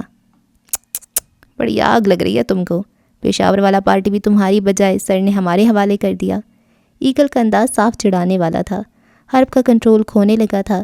چہرہ ذلت کے مارے سرخ ہوئے جا رہا تھا۔ اس کا مذاق اڑاتا انداز حرب کو آگ ہی لگا چکا تھا۔ وہ آگے بڑھا اور سیدھے ہاتھ کا ایک مکہ بنا کر پوری قوت سے ایگل کی ناک پر مارا تھا۔ خون کی باریک سی لکیر ناک سے بہہ نکلی تھی۔ ایگل کا چہرہ بھی مڑ چکا تھا۔ گیلے پن کا احساس کرتے اس نے ہاتھ کے پشت سے اندازہ لگایا تھا۔ خون کو انگلی پر دیکھ کر ایگل کی آنکھیں بھی خون رنگ ہو چکی تھیں۔ وہ جھٹکے سے اٹھا اور ہاتھ گھما کر پنچ حرب کی دائیں گال پر رسید کیا تھا۔ اتنے بھاری ہاتھ پر وہ چند قدم لڑکھڑاتا پیچھے ہوا تھا۔ پھر اچانک وہ بھی اپنی ذلالت کا بدلہ لینے کو ایگل پر ٹوٹ پڑا۔ ایگل نے بھی اپنے دفاع میں بھرپور ہاتھ پیر چلاتے اسے زخمی کر ڈالا تھا۔ زمین پر چت لیٹائے وہ اسے اندھا دھند مار رہا تھا۔ پھر ایک اور مکہ بھرپور نفرت سے مارتے وہ اپنی کوہنی سے ناک سے بہتا خون صاف کرتا، نفرت سے اسے دیکھتا کھڑا ہوا اور جھٹکے سے دروازہ کھولتا لمبے لمبے ڈگ بھرتا نکل گیا۔ اس کے پیچھے جاؤ، مار مار کر ہڈیاں توڑ دو۔ ہر بمشکل تمام اپنی بات مکمل کر پایا تھا۔ جسم میں درد سے ٹیسیں اٹھ رہی تھیں۔ وہ کراہتے ہوئے بہت تکلیف سے اٹھا تھا۔ تم نے اب کھلم کھلا دشمنی مول لیا ایگل، اب اتنی آسانی سے میں تمہیں بخشوں گا نہیں۔ وہ تیزی سے نکل تو آیا تھا مگر جلدی میں چادر نہیں لایا تھا، جس کی مدد سے وہ اکثر اپنے پیچھے چھوڑے گئے مخبروں سے بچ نکلتا تھا۔ کچھ ناک سے خون بھی بہت بہنے لگا تھا۔ حرب نے اس کی ناک پر نشانے لیے تھے، تبھی اسے اپنا سر گھومتا محسوس ہو رہا تھا۔ یہ تو اندازہ لگا چکا تھا وہ کہ حرب بھی مکمل ٹرینڈ بنتا تھا۔ وہ اس پسماندہ سے علاقے میں آ چکا تھا جہاں اس نے نیلم کو قید کر رکھا تھا۔ وہ تیزی سے اپنی پینٹ کی اندرونی پاکٹ سے چابی تلاش کر رہا تھا، پھر ادھر ادھر نظر دوڑائی۔ جب تسلی ہو گئی تو کچرے سے بھری اس تنگ سی گلی سے دیوار کے ساتھ لگتا گزرنے لگا۔ اس کا ہر انداز چوکس تھا۔ دروازے کے پاس پہنچنے پر وہ دروازے کی جانب پشت کر کے کھڑا ہو گیا اور پھر بازو پیچھے کی جانب لے جاتے اندازے سے تالا کھولنے لگا۔ نظریں گلی کے چاروں اطراف کا جائزہ لے رہی تھیں۔ تالا کھولنے پر وہ تیزی سے مڑنے لگا تھا جب کسی نے اوپر سے دھپ کر کے چھلانگ لگاتے اس کو پیچھے کی طرف سے دبوچ لیا۔ ایگل نے اس کے حصار سے نکلتے ہی اسے بازو سے دبوچ کر کچرے میں پٹخ دیا۔ کھٹکے کی آواز پر وہ چونک کر سیدھی ہوئی تھی۔ اسے لگا دروازہ کسی نے کھولا ہے۔ پھر باہر چھلانگیں مارنے اور اسی طرح کے جھگڑے کی آواز آنے لگی۔ وہ دروازے کے پیچھے کھسک گئی۔ ہلکے سے جھانک کر دیکھا تو کچھ سمجھ نہ آیا۔ سیاہ وردیوں میں ملبوس آدمی آپس میں گتھم گتھا ہوئے پڑے تھے۔ پھر اس کی نظر کتھئی رنگ کے کرتے میں ملبوس ایگل پر پڑی۔ قاتل ہو تم ہزاروں لوگوں کی اور آگے سے اکڑ رہی ہو؟ نیلم کو اس کی آواز اپنے کان میں سور پھونکتی محسوس ہوئی۔ وہ چپکے سے نکلی، دیوار کی اوٹ میں ہوئی۔ 3-4 فٹ کے فاصلے پہ گلی کا دوسرا سرا تھا۔ ایگل ایک آدمی کو مار مار کر ادموا کر چکا تھا۔ باقی دوست سے مقابلہ کر رہے تھے۔ جب ایگل کی نظر اس پر پڑی، نیلم! وہ دھاڑا۔ آدمی کا گریبان چھوڑ کر وہ اس کی جانب بھاگنے لگا تھا جب ایک اور آدمی نے اسے دبوچ لیا۔ ایگل نے بازو موڑ کر کوہنی اس کی ناک پر پوری قوت سے ماری تھی۔ نیلم منہ پر ہاتھ رکھتی، روتی، کپکپاتی ٹانگوں سے بھاگنے کی کوشش کرنے لگی۔ وہ دائیں گلی مڑ چکی تھی۔ اس سے لگ رہا تھا ایگل ابھی اس کے پیچھے آ جائے گا۔ اس نے دیکھا وہاں سیاہ رنگ کی ٹویوٹا ہیلکس کھڑی تھی جس کے پیچھے گارڈز کے لیے 2 کرسیاں لگی تھیں۔ اسے کچھ سمجھ نہ آیا تو اسی کی جانب بڑھ گئی۔ ایگل ان گارڈ سے نبٹ کر بھاگا۔ اب گلی مڑنے پر وہ شش و پنج میں پڑ گیا، دائیں کے بائیں جانب۔ بالآخر وہ بائیں جانب مڑ گیا۔ ایگل کو بھاگتا دیکھ وہ سب بھی بھاگ نکلے، اپنے نیم جان ساتھی کو وہیں چھوڑ کر، اور خود دونوں تیزی سے نکل گئے۔ چھوٹی چھوٹی 2 کرسیاں اس کا وجود چھپانے میں ناکام محسوس ہو رہی تھیں۔ ایگل ابھی تک نہیں آیا تھا۔ وہ اب یہاں سے نکلنے کا سوچ رہی تھی جب اس نے گاڑی کو سٹارٹ ہوتا محسوس کیا اور پھر وہ تیز رفتار سے گندی گندی تنگ گلیاں عبور کرتی نئی سڑک پر نکل گئی۔ سر ایگل کو بہت پیٹا ہے ہم نے۔ وہاں ایک لڑکی بھی تھی، شاید اس نے اسے قید کیا ہوا تھا۔ ہمارے جھگڑے میں وہ لڑکی بھی بھاگ گئی۔ ڈرائیونگ سیٹ کے ساتھ والی سیٹ پر بیٹھے سیاہ وردی میں ملبوس آدمی نے حرب کو اطلاع دی۔ اوف، تم لوگوں کو اس لڑکی کو پکڑنا چاہیے تھا، وہ جھنجھلاتے ہوئے بولا۔ اچھا تم لوگ احماس پلازا جاؤ، سر منہاج ابھی نکلنے کو ہوں گے۔ فوراً پہنچو اور بتاؤ انہیں کہ تم لوگوں نے ایگل کے قبضے میں کسی لڑکی کو دیکھا ہے۔ اس نے حکم دیا۔ اوکے سر، وہ تابعداری سے بولا۔ دوسری جانب سے رابطہ منقطع کر دیا گیا تھا۔ یا اللہ ہماری مدد کر، اب یہ گاڑی کہاں جا رہی ہے؟ وہ بے بسی سے اپنے رب سے فریاد گناہ تھی۔ پریشانی اور آنے والے وقت کا خوف اس کے چہرے پر صاف عیاں تھا۔ وہ بائیں گلی میں تلاش کرنے کے بعد بدحواسی کے عالم میں دائیں گلی کی طرف مڑا جب اسے ٹویوٹا ہیلکس دھول اڑاتی دور جاتی دکھی۔ اسے پہچاننے میں ایک پل لگا تھا کہ وہ گاڑی کس کی ہے اور اب کہاں جا رہی ہے۔ نیلم کہاں گئی؟ اس سوچ کے آتے ہی وہ پھر سے واپس اسی گلی میں آ گیا جہاں ایک آدمی اب بھی نیم مردہ حالت میں پڑا تھا۔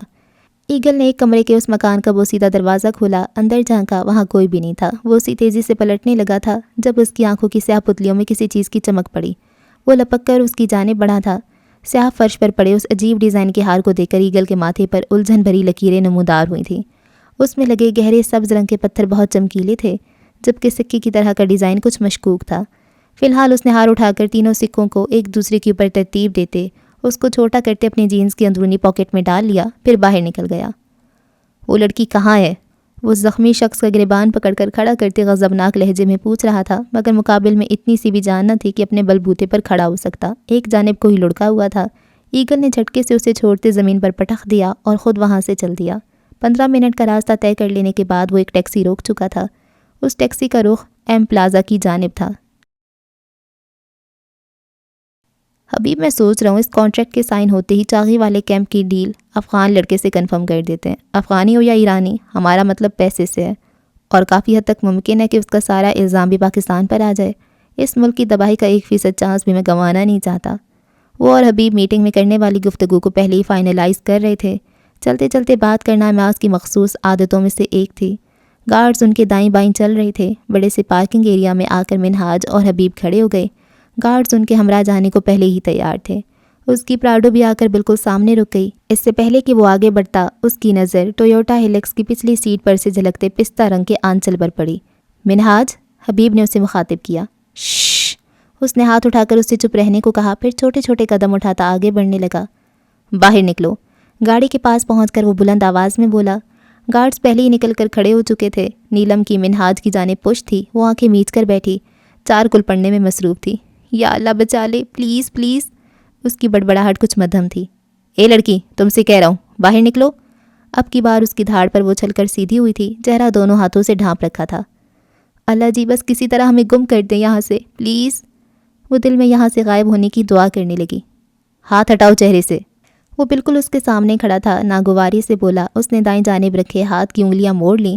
اس کی ایک آنکھ نظر آنے لگی تھی۔ لائٹ گرین کلر کے لینس دیکھ کر منہاج الصحا کی آنکھوں میں چھم سے کسی کا سراپا لہرایا تھا۔ نیچے اترو۔ اس کی شیر جیسی دھاڑ پر نیلم کا چڑیا جیسا دل اچھل کر حلق میں آ گیا۔ فٹ سے چہرے سے ہاتھ ہٹائے تھے۔ گھبراہٹ کے آثار کے علاوہ یہ چہرہ وہی تھا، 19-20 کا بھی فرق نہیں تھا۔ منہاج کی تلاش شروع ہونے سے پہلے ہی ختم ہو چکی تھی۔ نیچے آؤ۔ اس کی آواز جانے کی مدھم ہو گئی تھی اور آنکھیں بھی عجیب تاثر دے رہی تھیں۔ وہ ڈرتی ڈرتی کھڑی ہوئی، گھٹنوں تک آتا گھیردار فراک اس کے کھڑے ہونے سے پھیل چکا تھا۔ آنچل سنبھالتی وہ بہت مشکل سے اتری تھی۔ حبیب بھی اعماز کے برابر آ کھڑا ہوا۔ سامنے کوئی 18 سال کی قیامت خیز حسن کی ملکہ لڑکی کو دیکھ کر اس کی رال ٹپکنے لگی۔ حسیناؤں کی زلفیں اس کی اولین کمزوری تھیں۔ گلی گلی ملک ملک حسن دیکھا تھا اس نے، مگر ایسا مکمل اور بے عیب حسن وہ دعوے سے کہہ سکتا تھا اس نے اپنی پوری زندگی میں اس قدر حسین چہرہ نہیں دیکھا تھا۔ حسن، معصومیت، پاکیزگی، ادا، کیا نہ تھا اس اپسرا میں۔ واو، واٹ اے بیوٹی۔ اپنی خباثت کو وہ زیادہ دیر پوشیدہ نہ رکھ سکا۔ تو میٹنگ کے لیے جاؤ حبیب، منہاج سنجیدگی سے بولا۔ نیلم حبیب کے کامنٹ پر دانت جما چکی تھی۔ اس کے ماتھے کے درمیان میں ایک نیلی سی نس ابھری، اس کے غصے کا پتہ دے رہی تھی۔ میٹنگ؟ میں تو کہتا ہوں انہیں یہیں بلا لو، اس حور کا ایک دیدار کرا دو، سیکنڈ لگے گا کانٹریکٹ حاصل کرنے میں۔ وہ 2 قدم آگے بڑھا۔ بکواس بند کرو اپنی ذلیل انسان، بغیرت، منہ نوچ دیں گے ہم تمہارا۔ وہ غیظ و غضب کے عالم میں چلائی تھی۔ ہاں ہاں ہاں، لگتا ہے تعریف پسند نہیں آئی شہزادی کو۔ وہ بغیرتی کی انتہا کرتے چند قدم اور آگے بڑھا۔ نیلم کی برداشت جواب دے گئی۔ وہ عادی تھی ایسے جملوں کے جواب دینے کی، بھلا آپ کیسے ضبط کر لیتی؟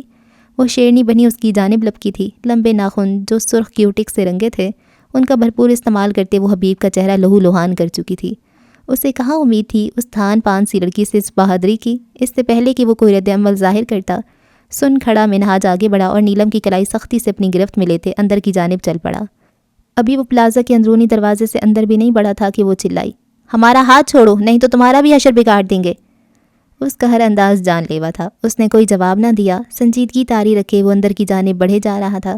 نیلم اسے پہچان چکی تھی۔ چاند رات کا ٹکراؤ تیزی سے یاد آیا تھا۔ اس نے گردن پر ہاتھ پھیر کر کسی چیز کی موجودگی کا یقین چاہا تھا۔ اسے بھول گیا کہ ابھی بھی اس کی کلائی کسی کی ہتھیلی میں جکڑی ہوئی ہے۔ ہار غائب تھا، اس کی جان ہوا ہونے لگی۔ ہر احساس جاتا رہا۔ محسوس نہ ہوا کہ کہاں ہے، مقابل کون ہے، اور وہ تیزی سے اسے لیے اندر چلے جا رہا تھا۔ بڑے سے کشادہ ڈرائنگ روم میں داخل ہوتے اس نے نیلم کی کلائی اپنی گرفت سے آزاد کر دی۔ گیٹ پر کھڑے ملازم نے اشارہ پاتے شیشے کی سلائیڈ آگے کرتے ڈرائنگ روم میں آنے اور جانے کے تمام راستے بند کر دیے۔ پہچان تو گئی ہوگی تم مجھے، اب جلدی سے میری امانت واپس کر دو اور نکلو یہاں سے۔ وہ سنجیدہ لہجے میں بولتا اس کے آگے اپنی چوڑی ہتھیلی پھیلا چکا تھا۔ نیلم نے پل بھر کو نظر اٹھا کر اس وجیح شخصیت کے حامل سنجیدہ شخص کو دیکھا۔ نیلم، اب کیا ہوگا؟ وہ دل ہی دل میں خود سے مخاطب تھی۔ آس پاس نظر دوڑائی، کیا شاندار روم تھا، قیمتی صوفے اور آرائش کا ہر سامان موجود تھا، خوبصورت سا ڈیکوریٹ کر رکھا تھا۔ غالباً ہم یہاں پہلی بار آئے ہیں، وہ ڈرائنگ روم پر طائرانہ نگاہ ڈالنے کے بعد پراعتماد انداز میں بولی۔ صحیح کہا تم نے، مگر مجھ سے تم چاند رات کو مل چکی ہو، غالباً 2 روز قبل کی بات ہے، وہ اس سے بھی زیادہ پراعتماد انداز میں کہہ رہا تھا۔ سوری مسٹر، نہ میں آپ کو پہچانتی ہوں، نہ ہی میں نے چاند رات کو کسی کو ملاقات کا شرف بخشا تھا، وہ تنک کر بولی۔ اف، اتنا بڑا جھوٹ، یا اللہ معاف کرنا، بس اس مصیبت سے نکال دے ہمیں۔ دل کی کیفیت باہر سے الگ تھی۔ جھوٹ مت بولو، تمہاری کار ٹکرائی تھی میری کار سے، تم نے بحث بھی خوب کی تھی، میں نے پیسے تمہارے منہ پر مارے تھے، اب تو یاد آ گیا ہوگا، وہ چبا چبا کر بولا۔ جانے کیوں اسے سختی برتنے کو دل نہیں مان رہا تھا۔ عجیب بددماغ آدمی ہو تم، ریت کے ذرے جتنی بھی آشنائی کی رمق محسوس نہیں ہوئی ہمیں تم سے، اور تم ہو کہ ملاقاتیں یاد کروانے سے فرصت نہیں۔ ارے بھائی، نہیں ملے ہم آج سے پہلے تم سے، نہ ہی یہ شکل دیکھنے کے اتفاقات سے پہلے کبھی ہوا ہے۔ اندر سے وہ جتنی مرضی خوف زدہ تھی، مگر اس وقت کمزور پڑنا اپنے پیر پر کلہاڑی مارنے کے مترادف تھا، وہ دھڑلے سے مکر گئی تھی۔ شٹ اپ، میری نظریں دھوکہ نہیں کھا سکتی، نہ ہی دماغ غلط سائن دے سکتا ہے۔ اب شرافت سے بتاؤ تم کس کے کہنے پر آئی ہو یہاں؟ کوٹ کو 2 ہاتھوں سے پیچھے کرتا، پاکٹس میں ہاتھ ڈالتا وہ 2 قدم آگے بڑھا تھا، آنکھیں سگیڑ کر سامنے کھڑے حسن و رونائی کی بھرپور پیکر کو دیکھ رہا تھا۔ آئی نہیں ہوں مسٹر، لے کر آئی گئی ہوں، وہ تب کر بولی۔ مطلب کیا ہے تمہارا؟ وہ الجھا تھا۔ تمہارے گارڈز کو گاڑی چلانے کی اتنی جلدی تھی کہ ہمیں اترنے ہی نہیں دیا اور لے آئے اس جہنم نما جگہ پر، وہ کلس کر بولی۔ تم گاڑی میں کیا کر رہی تھی؟ وہ دبے دبے غصے میں غرایا۔ تمہیں اس سے مطلب؟ نیلم نے ناک سے مکھی اڑائی۔ پاگل سمجھ رکھا ہے مجھے، باتوں میں الجھا رہی ہو، ہار دو میرا۔ یکدم وہ غصے سے پھنکارتا آگے بڑھا۔ کون سا ہار؟ پل بھر میں اعتماد کا طوطا ہوا میں بلند ہوا تھا، اس کی سٹی گم ہو گئی۔ وہی جو اس رات تم نے زمین پر پڑا دے کر اپنی ملکیت سمجھ لیا تھا، طنز کرتے وہ اور آگے بڑھا۔ ہم نے؟ خوف کے باعث ایک گٹھلی سی اس کی سراہی دار گردن میں ابھرتی معدوم ہو گئی۔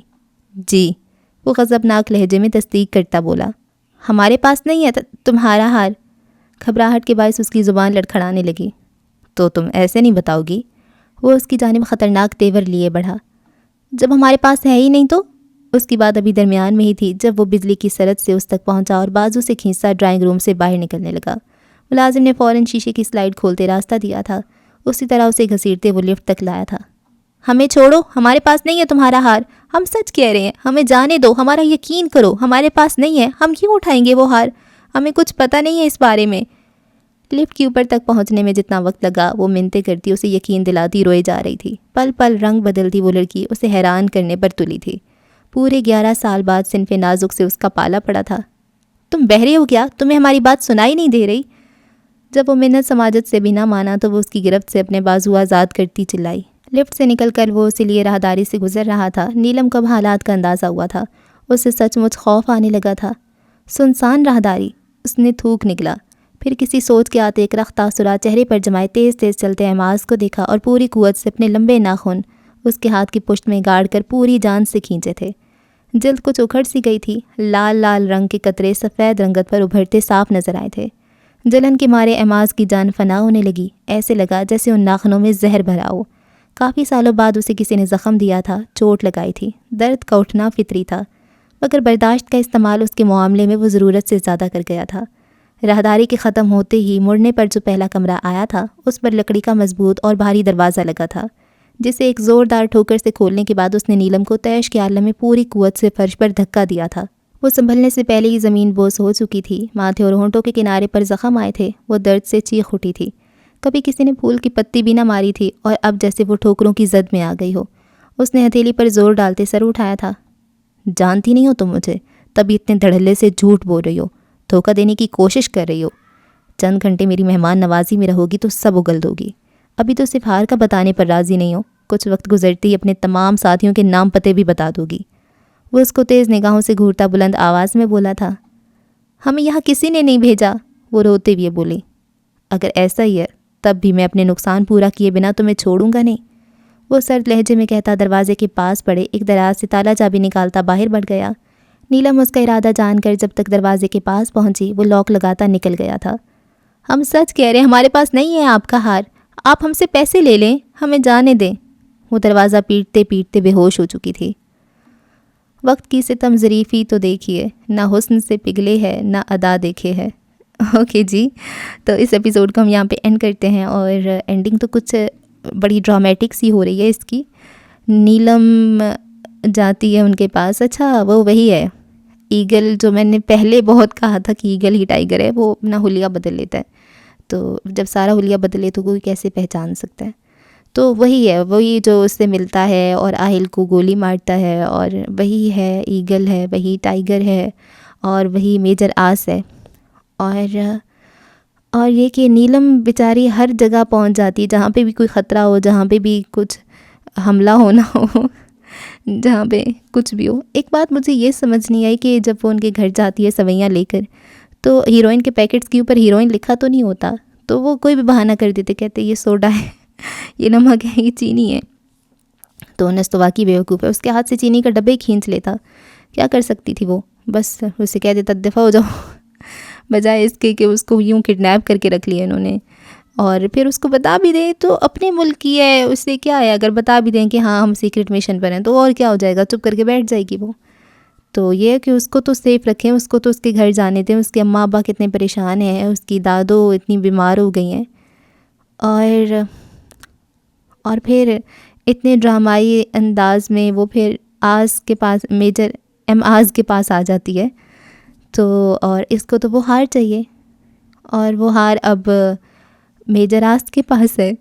خیر بڑا انٹرسٹنگ ہو رہا ہے، میری ٹائپ کا ناول نہیں ہے، میچیور نہیں ہے، لیکن ایک ڈیفرنٹ سی ریڈ ہے، تو مجھے مزہ آ رہا ہے، اور نیلم مجھے اچھی لگ رہی ہے، بڑا ڈفرینٹ سا کریکٹر ہے۔ دیکھیں نا، اب ضروری تو نہیں ہیروئن ساری ہی بہت اسٹرانگ ہوں، بہت ہی مضبوط ہوں، بہت ہی سمجھدار ہوں، عقل مند ہوں، برداشت کرنے والی ہوں، صبر و تحمل والی ہوں، ایسے بھی تو کریکٹرز ہوتے ہیں جو کہ بیوقوف ہوتے ہیں، ہے نا؟ تو دیکھتے ہیں جی آگے کیا ہوتا ہے، رکھیں دعاؤں میں یاد، چینل کو کر لیں سبسکرائب اگر آپ نے پہلے سے نہیں کیا ہوا تو۔ اللہ حافظ۔